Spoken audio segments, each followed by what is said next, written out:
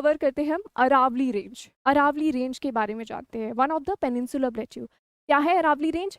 Peninsular plateau है Aravalli range, peninsular plateau है। तो this is not part of Himalayan ranges, this is a part of peninsular plateau. ठीक है, ठीक है। और ये कैसे अलाइन है, क्या लिखा है? These are align in north east to south west direction.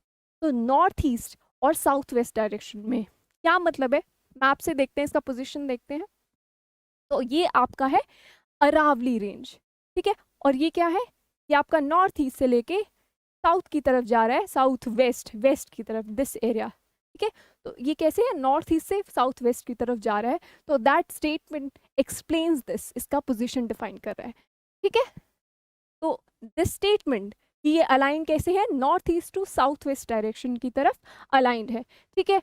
और कैसे कि दे रन फॉर 800 किलोमीटर्स। ये अरावली रेंज के कहाँ से, इनकी लेंथ क्या है? 800 kilometres between Delhi and Palanpur in Gujarat. तो आप मैप में देखिए,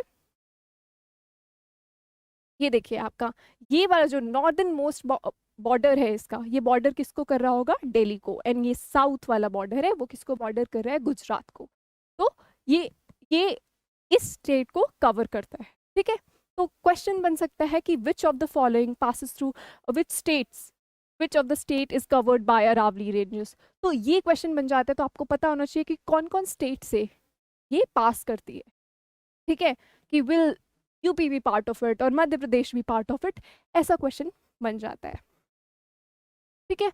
तो ऑल्सो ऑल्सो क्या है, it is the oldest fold mountains world में, one of the oldest fold mountains में अरावली काउंट होती है। और इंडिया का सबसे ज्यादा ओल्डेस्ट कौन सा है? यही है अरावली।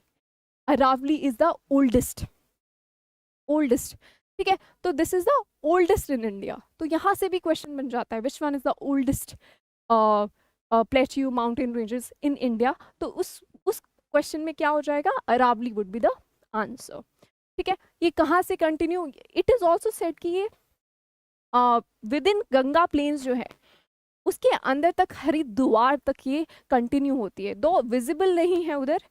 यही हम देखेंगे कि राजस्थान जो आपका रीजन है, राजस्थान में काफ़ी एविडेंट है। आप उदयपुर जाएं, जोधपुर जाएं, इस जगह से आप देखेंगे कि ये अरावली रेंजेस बहुत आराम से विजिबल है, काफ़ी पीक ऊंची है वहाँ पर।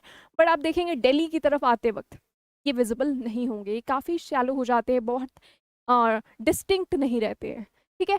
तो the range is conspicuous in Rajasthan, it is quite evident and quite visible in Rajasthan, ठीक है। पर हरियाणा और दिल्ली में लेस डिस्टिंक्ट हो जाते हैं, ठीक है। बहुत इनके चेन जो है, इस रेंज का जो चेन है वो बहुत छोटा हो जाता है और it's not quite visible there, but it is quite visible in Rajasthan, ठीक है। I hope this is clear. So far is it clear? Aravalli के बारे में पता चला, उसकी पोजीशन मालूम हुई, किस जगह पर है, कौन सा रीजन है। I hope this is clear. अच्छा, at the south west extremity the range rises over 1000 metre. और क्या है यहाँ का इम्पॉर्टेंट हिल आपको मालूम पता होना चाहिए, इम्पॉर्टेंट पीक मालूम होना चाहिए। तो आपने माउंट आबू जो सुना है, that is a part of Aravalli range. तो माउंट आबू जो है, mount Abu that is 1158 meter height है इसकी, ये अरावली रेंज का पार्ट है। तो यहाँ से भी क्वेश्चन बनता है कि mount Abu is part of which ranges. तो अरावली रेंज का पार्ट है।